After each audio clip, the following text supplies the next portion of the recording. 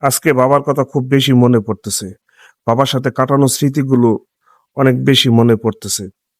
যদিও বাবার কথা কখনো শুনতাম না, বাবাকে কখনো পাত্তা দিতাম না।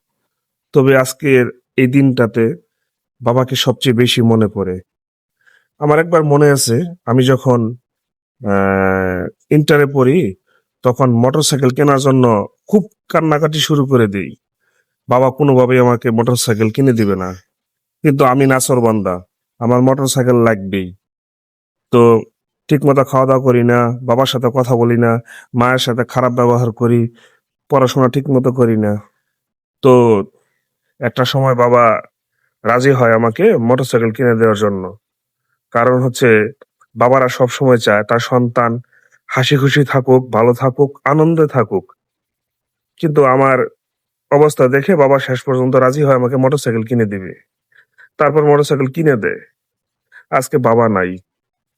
অনেক দিন হলো। আজকে বাবার মৃত্যুবার্ষিকী। সবাই আমার বাবার জন্য দোয়া করবেন। আমার বাবাকে যেন আল্লাহ তাআলা জান্নাতুল ফেরদৌস নসিব করে।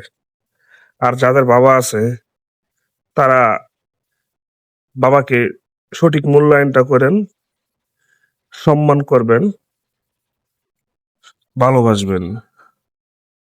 কারণ বাবা না থাকলে আসলে বোঝা যায় বাবার মূল্য কতখানি।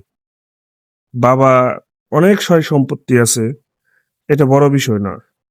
বাবা বেঁচে আছে, বাবা সাথে আছে, এটাই হচ্ছে বড় সম্পদ।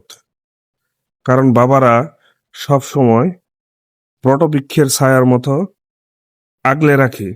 যে কোনো ধরনের সমস্যা থেকে আপনার ভালো পরামর্শ দিয়ে, যে কোনো ধরনের সমস্যার সময় বাবারা সুন্দর, সুন্দর ভালো, ভালো পরামর্শ দিয়ে অশান্ত মনকে শীতল করে রাখে।